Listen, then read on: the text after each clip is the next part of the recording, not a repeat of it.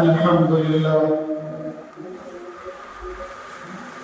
لله نحمده ونستعينه ونستغفره ونؤمن به ونتوكل عليه ونعوذ بالله من شرور أنفسنا ومن سيئات أعمالنا من يهده الله فلا مضل له ومن يضلل فلا هادي له ونشهد أن لا إله إلا الله وحده لا شريك له ونشهد أن سيدنا وسندنا ومولانا محمدا عبده ورسوله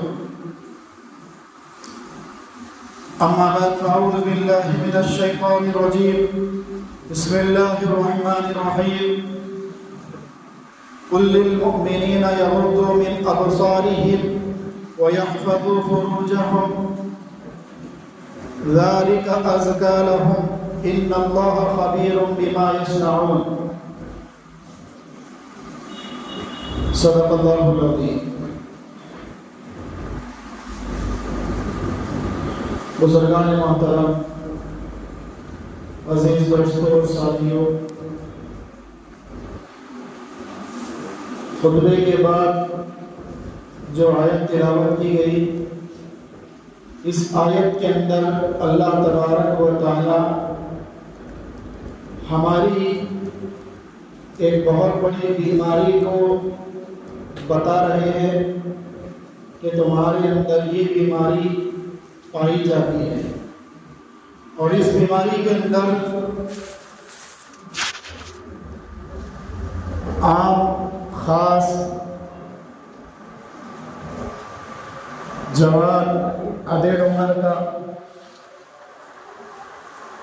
بڑی عمر کے، اس بیماری کے اندر بہت سارے حضرات مبتلا ہیں. اور وہ بیماری کیا ہے؟ وہ بیماری ہے بد نگاہی. کیا ہے بیماری؟ بد نگاہی، بد نظری. یعنی کسی غیر محرم عورت پر، کسی غیر محرم لڑکی پر نظر ڈالنا شہوت کی نظر سے، چاہے وہ عورت ہماری نظروں کے سامنے ہو، چاہے وہ عورت ہمارے موبائل کے اندر تصویر کی صورت میں ہو، دونوں ہی صورتوں کے اندر انسان گناہ کا مرتکب ہوگا.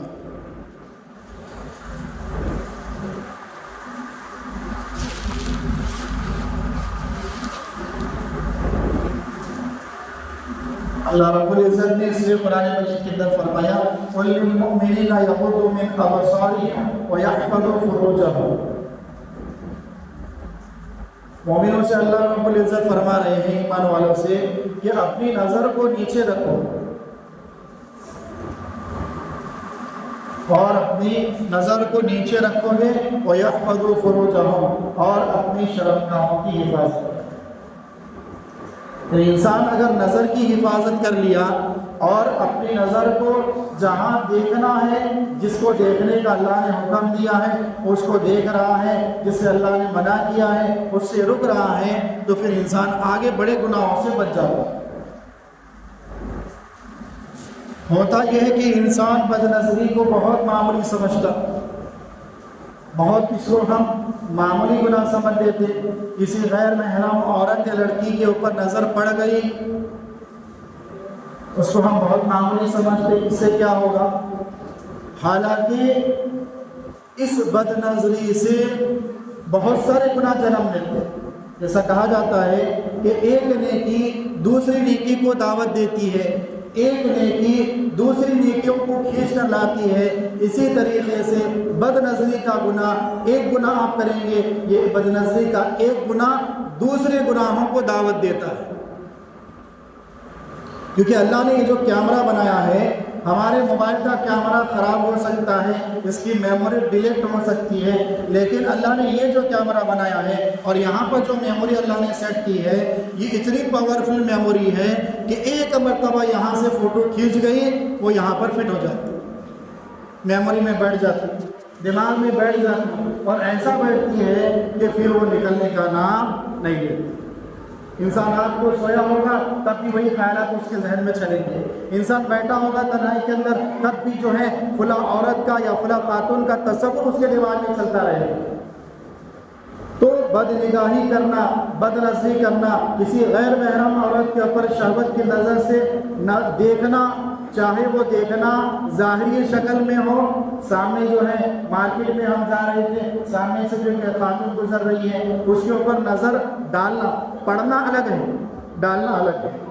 اگر نظر پڑ گئی فوراً اپنی نظروں کی حفاظت کرنی، دوبارہ نہیں ڈالیں گے۔ ہاں اگر نظر پڑ گئی ہے فوراً آپ نے نظر کو ہٹا لیا، اس پر مواخذہ نہیں، اس پر اللہ کی طرف سے کوئی گرفت نہیں ہوتی۔ لیکن ایک مرتبہ نظر پڑھنے کے بعد پھر دوبارہ اس کی طرف نظر ڈال رہے ہیں تو یہ بد نظری میں آئے گا، بد نگاہی کے اندر آئے گا، اور اس کا گناہ، اس کا وبال ہمارے اوپر ہوگا۔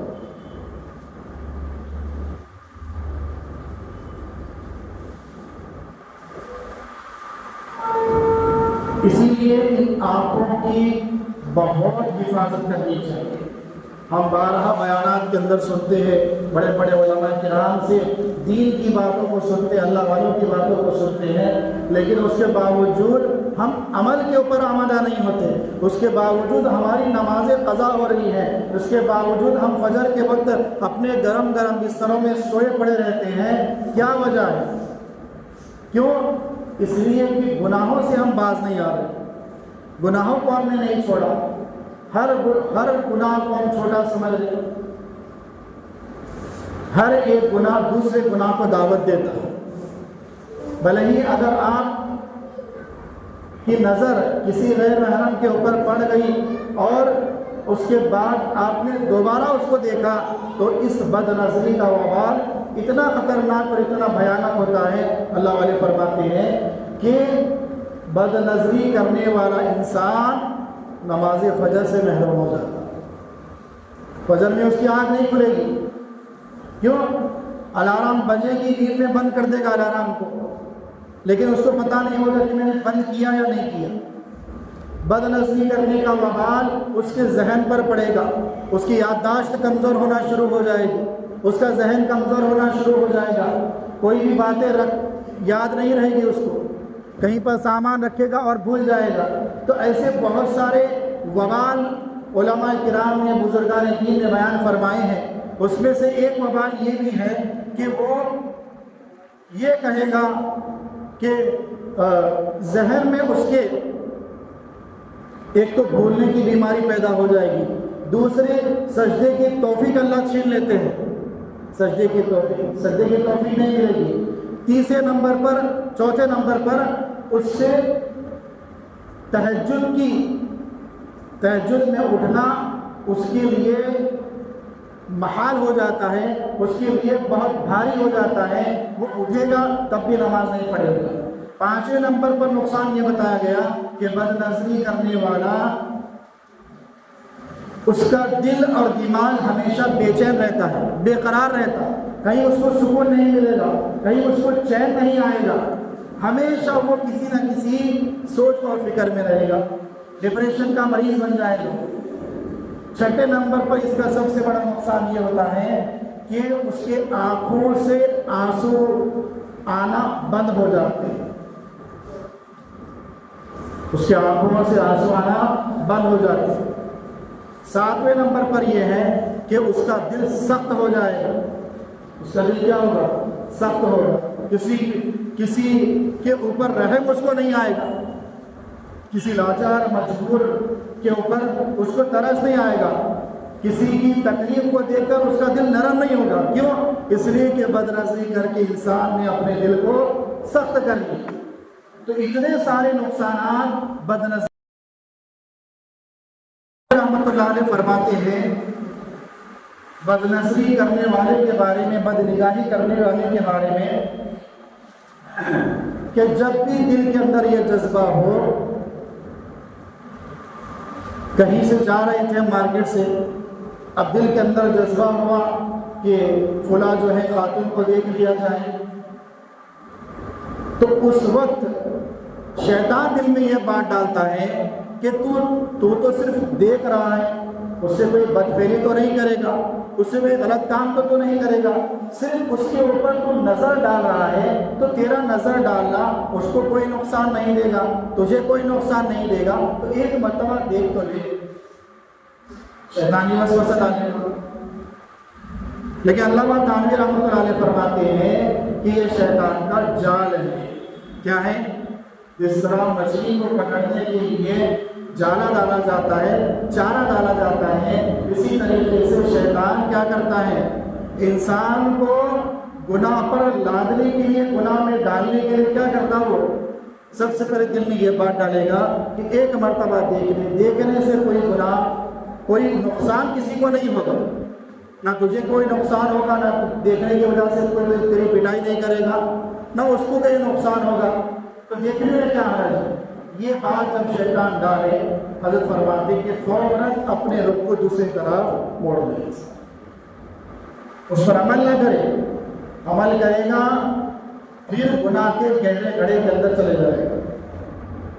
فوراً اپنے ذہن کو وہاں سے منتشر کر دے. حضرت پڑوسی ملک کے ایک بہت بڑے بزرگ گزرے ہیں، حضرت ڈاکٹر عبدالحی رحمۃ اللہ علیہ، وہ فرمایا کرتے تھے کہ جب تمہارے دل کے اندر، خاص کر کے نوجوان توجہ سے سنیں، جب تمہارے دل کے اندر بدنظری کرنے کا خیال آئے، اس وقت یہ تصور کرو کہ اگر میں موبائل کے اندر یا اگر میں مارکیٹ کے اندر کسی غیر محرم عورت کے اوپر یا لڑکی کے اوپر نظر ڈال رہا ہوں، یا موبائل کے اندر کوئی غلط چیز میں دیکھ رہا ہوں، اور یہ دیکھتے ہوئے میرے والد اگر مجھے دیکھ لے، یہ حرکت کرتے ہوئے میری والدہ مجھے دیکھ لے، میری بہن مجھے دیکھ لے، میرا چھوٹا بھائی مجھے دیکھ لے، تو کیا میں اس وقت بھی یہ کام کروں گا؟ ظاہر سی بات ہے کوئی بھی نہیں کرے گا. چاہے وہ انسان 5 وقت کی نماز نہ بھی پڑھتا ہو، تب بھی وہ انسان یہ کام کسی باپ یا ماں یا بہن کے دیکھتے ہوئے یہ حرکت ہرگز نہیں کرے گا. تو حضرت فرماتے ہیں کہ تمہیں ڈر باپ کا ہے، تمہیں ڈر تمہارے والدین کا ہے، تمہیں ڈر تمہاری بہن کا ہے، تمہارے دل کے اندر ڈر تمہارے چھوٹے بھائی کا ہے، لیکن جس رب نے تمہیں پیدا کیا وہ رب تو تمہیں ہر وقت دیکھ رہا ہے. اس رب کا ڈر تمہارے دل کے اندر نہیں ہے، اس رب کا خیال تمہارے ذہن کے اندر نہیں آتا.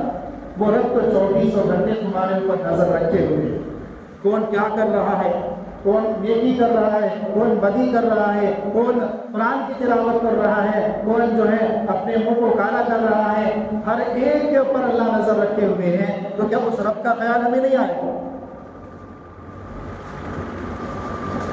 تو ڈاکٹر صاحب فرمایا کرتے ہیں کہ ہر وقت یہ خیال، یہ تصور پیدا کرو، جب بھی گناہ کرنے کا، بد نگاہی کرنے کا، بد نظری کرنے کا ارادہ ہو، اس وقت یہ تصور کرو کہ اگر یہ بد نظری کرتے ہوئے میری فیملی والے اگر مجھے دیکھ لے تو کیا تب بھی میں یہ کام کروں گا؟ دل میں خیال آئے گا میں ہرگز یہ کام نہیں کر سکتا. تو اس وقت یہ دوسرا تصور لاؤ کہ جب میں اپنے گھر والوں کے سامنے یہ کام نہیں کر سکتا تو میں اللہ کے سامنے کیسے یہ کام کروں گا؟ اللہ تو مجھے ہر وقت دیکھ رہا ہے. یہ تصور اگر پیدا ہو جائے گا انشاءاللہ وہیں سے گناہ، بد نظری کا گناہ چھوٹ جائے گا. اور اس کو چھوڑنا بھی بڑا مشکل ہے، بڑا ڈیفیکلٹ. سینے پہ آرے چلیں گے، یہ کڑوا گھونٹ ہے، اس کو بڑے فرماتے ہیں کڑوا گھونٹ ہے. جس طرح سے نیم کا رس ہوتا ہے یا کریلے کا رس، انسان اس کو نگل نہیں سکتا. جس طرح ابھی ایک دوسری مثال میں اپنی خود دوں گا کہ جس طرح سے عرب لوگ جو ہے قہوہ پیتے ہیں، وہ قہوہ جو ہوتا ہے کڑوا ہوتا ہے، اس کے اندر تیز بنا ہوتا ہے. پہلی مرتبہ اگر آپ اس کو پئیں گے تو بڑا ہی کڑوا ایسے ہوگا کہ ابھی آپ اس کو کلی کر دیں، لیکن ایسے ہی 3 4 10 مرتبہ آپ پی لیں گے پھر اس کا چسکا آپ کو لگ جائے گا، پھر وہ چیز آپ کو کڑوی نہیں لگے گی. اسی طریقے سے بد نظری کرنا جب آپ چھوڑ دیں گے، ابھی سے آپ نے ارادہ کر دیا کہ آج جمعہ کا دن ہے اور مولانا نے یہ بیان کیا تھا بد نظری نہیں کرنی چاہیے، اس سے اتنے سارے وبال جو ہے انسان کے اوپر آتے ہیں. آپ نے اسی وقت بد نظری کو چھوڑ دیا تو اس وقت آپ کو بڑی مشکل کا سامنا کرنا پڑے گا. دل کے اوپر آرے چلیں گے، بار بار ذہن جو اس طرف لے جائے گا کہ ایک مرتبہ دیکھ لے، دل کو تسلی مل جائے گی، دل کو سکون مل جائے گا. لیکن ان سب خیالات کو چھوڑ کر کے بس اللہ مجھے دیکھ رہا ہے، یہ تصور آپ نے پیدا کر دیے، اسی وقت وہ بد نظری کا گناہ آپ سے چھوڑ جائے. ایک دم سے نہیں ہوگا، یہ بھی آپ ایسا نہیں کہ آج بیان سنے جذبات میں آ کر جو آپ نے یہ کام شروع کر دیے اس کے بعد کل پھر سے وہی حرکت، ایسے نہیں. آہستہ آہستہ دھیرے دھیرے اس کے لیے کچھ اپنے اوپر سزا مقرر کرنی چاہیے، کوئی سزا مقرر کرو تب جا کے گناہ چھوٹیں گے، کیونکہ ہمارا نفس اتنا موٹا تگڑا، جو چھوٹا سپورا تھا وہ بڑا جا کر اژدہا بن گیا ہے ہمارا نفس، تو اس لیے آپ اس کو بہلانا پھسلانا پڑے گا۔ تو کیسے بہلائیں گے؟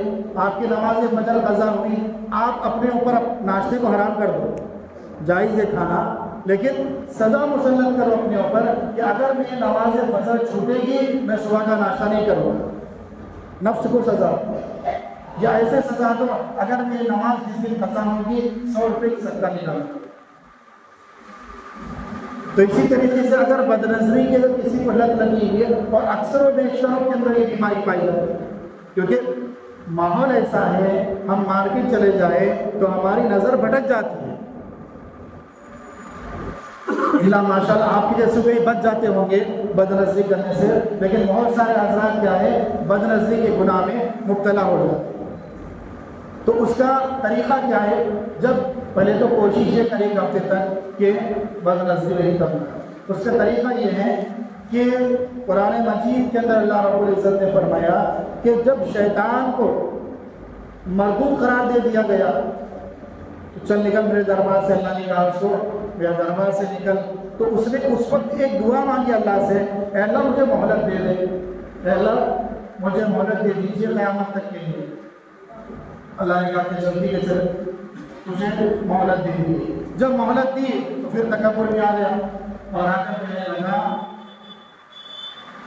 کہ پروردگار میں تیرے بندوں کو سامنے سے، پیچھے سے، دائیں سے، بائیں سے، چاروں طرف سے جو ہے بہکاؤں گا، گناہ کی دعوت اس کو دوں گا، گناہ کی طرف اس کو کھینچوں گا، چاروں طرف سے، آگے سے، پیچھے سے، دائیں سے، بائیں سے، دو سمت چھوڑ دیا، وہ دو ڈائریکشن چھوڑ دیا، چاروں ڈائریکشن کو لے لیا، سامنے، پیچھے اور رائٹ لیفٹ، دو تک چاروں طرف کچھ نے گھیرا لے لیا، دو ڈائریکشن بھول گیا وہ، کون سے ڈائریکشن بن گئے؟ ایک نیچے اور ایک اوپر۔ تو اس سے بڑے فرماتے ہیں کہ دو ہی راستے بچے ہیں، چاروں طرف سے وہ حملہ کرے گا، اگر کسی کی عادت پڑی ہے یہاں دیکھنے کی، چلتے پھر وہاں دیکھیں گے، ظاہر سی بات ہے بد نظری ہو جائے گی۔ تو اب راستہ کیا ہے؟ سامنے دیکھیں گے تب بھی بد نظری ہوگی، پیچھے بھی دیکھیں گے تب بھی بد نظری ہوگی۔ اب کرنا کیا؟ اوپر دیکھیں گے تو اوپر لگ کے گر جائیں گے، دو راستے بچے ہیں، ایک اوپر دیکھنا ہے اور نیچے دیکھنا ہے، اوپر دیکھیں گے تو ٹھوکر لگ کر ایکسیڈنٹ ہو جائے گا۔ ایک ہی راستہ بچا ہے کہ اپنی نظر کو تھوڑا سا نیچے کریں، اتنا بھی نیچے نہیں کہ پورا موٹی نیچے ڈال دی، سامنے سے گاڑی آ رہی پتہ نہیں چل رہا، ایسا نہیں، بلکہ تھوڑا سا نیچے، اتنا جہاں تک کہ نقصان کا اندیشہ نہ ہو، بس اتنا۔ اس کے باوجود بھی اگر کسی پر نظر پڑ جائے تو وہاں سے فوراً نظر کو ہٹا لیں گے، انشاءاللہ گناہ نہیں ہوگا۔ نظر پڑنے پر گناہ نہیں ہے، نظر ڈالنے پر گناہ ہے۔ اس لیے اپنی عادت بنائے کہ دائیں بائیں ادھر ادھر دیکھنا، اور ادھر ادھر نظر مارنے سے بچے سب سے پہلے۔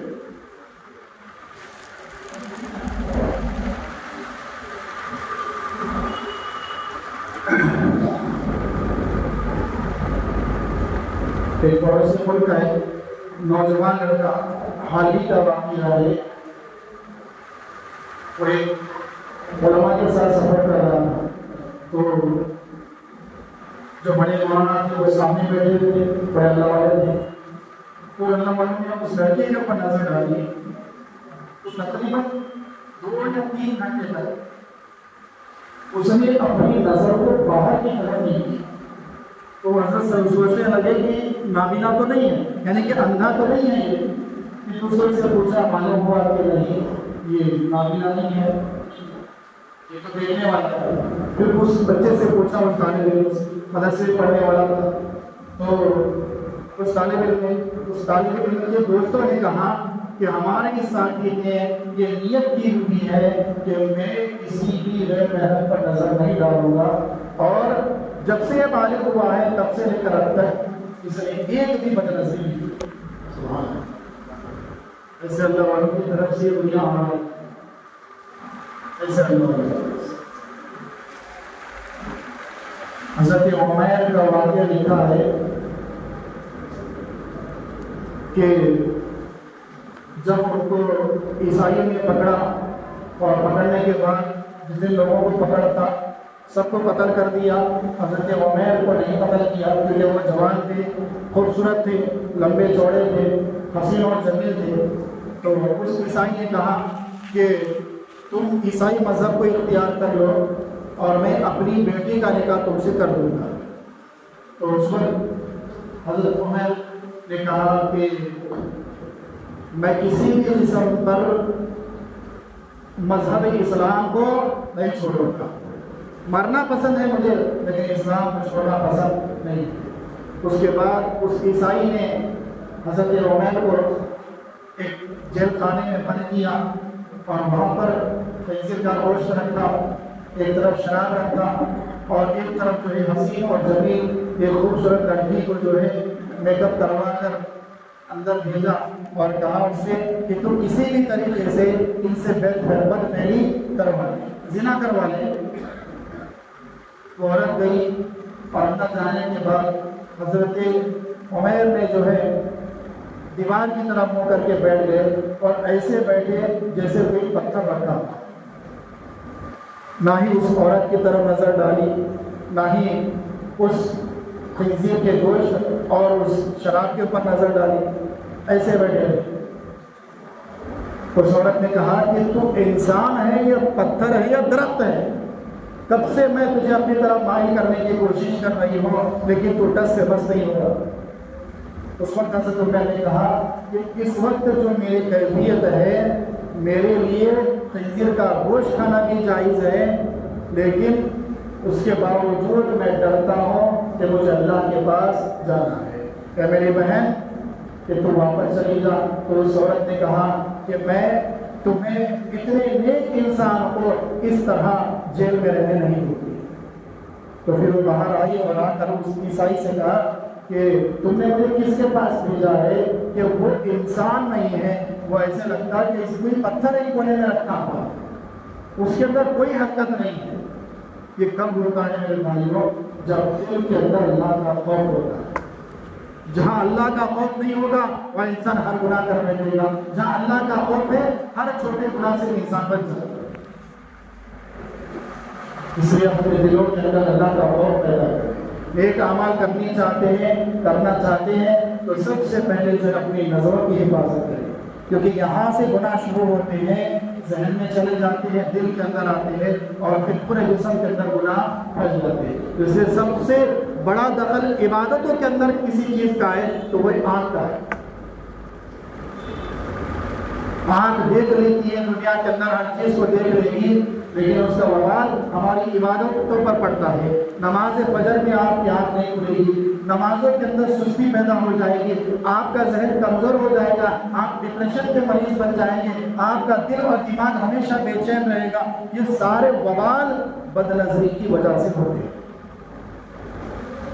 اور جنہوں نے اپنی جوانی کی حفاظت کی ہوتی ہے اور جنہوں نے اپنی نظروں کی حفاظت کی ہوتی ہے، اللہ رب العزت ان کو ایسے نمازتا ہے، ان کے چہرے سے نور ٹپکنے لگتا ہے، ان کی آنکھیں بتاتی ہیں کہ یہ نوجوان ہے لیکن یہ چلتا پھرتا ولی ہے۔ اس دور کا کیا ہے؟ نظروں کی حفاظت کرنے والا، گناہوں سے بچنے والا، یہ اس دور کا کیا ہے؟ اللہ کا ولی۔ ولی کو سنگ نہیں ہوتی، ولی کے اوپر کوئی لیبل نہیں لگا ہوتا، ولی کی عادتیں بتاتی ہیں کہ اللہ کا ولی ہے۔ ہمارے بزرگان نے بڑوں نے جو ہے ایسے ایسے مقام پر پہنچے، کب؟ جبکہ انہوں نے جوانی سے بلکہ بچپن سے اپنی عمر کو جو ہے عبادتوں کے اندر لگایا۔ ہمارے استاد محترم حضرت مولانا عمران صاحب پٹنی گجرات کے اندر رہتے ہیں، تو حضرت اپنا خود کا واقعہ بتائے۔ ابھی بھی ملاقات کرتا ہوں جب بھی جاتا ہوں حضرت سے، تو حضرت فرماتے ہیں کہ جب میں چھوٹا تھا، دینیات پڑھتا تھا، یعنی کہ مکتب کی تعلیم حاصل کرتا تھا، اس وقت بھی اگر ہمارے بھائیوں میں سے یا بہنوں میں سے کسی کی نماز فجر چھوٹ جاتی تو ہماری والدہ ہمارا ناشتہ بند کر دیتی کہ میاں صاحب آج تو آپ نے نماز فجر نہیں پڑھی ہے، آج آپ کو ناشتہ نہیں ملے گا۔ تو اسی ڈر کی وجہ سے ہم نماز فجر میں اٹھتے کہ ہمیں ناشتہ نہیں دیا جائے گا۔ تو وہ عادت آگے جا کر ایسی بنی، فرماتے ہیں کہ اب تہجد نہیں چھوڑتی ہے. سبحان اللہ. اب کیا ہے، وہاں تو دور کی بات رہی، میں تو 12 مدرسے میں رہتا ہوں تو حضرت کو دیکھتا کہ روزانہ کا معمول تھا کہ رات کو 3 ساڑھے 3 بجے اٹھ کر کے تہجد کے اندر قرآن کی تکمیل ہوتی ہے. ہم تو رمضان میں قرآن مشکل سے ختم کرتے تراویح کے اندر، لیکن ہمارے حضرت کا معمول تھا کہ روزانہ کے 3 پارے پورے سال، ابھی بھی یہ معمول ہے، 10 دن میں قرآن مکمل، اور صرف رمضان میں نہیں بلکہ پورے سال معمول چلتا ہے. آج یہ ہوتی ہے اللہ والا. بہرحال اللہ رب العزت سے دعا ہے کہ اللہ رب العزت ہم سب کو کہنے سننے سے عمل کی توفیق عطا فرمائیں اور اپنی نظروں کی حفاظت کرنے کی توفیق عطا فرمائیں. آمین. وآخر دعوانا الحمدللہ رب العالمین. سبھی حضرات سنت میں پڑھ دیں.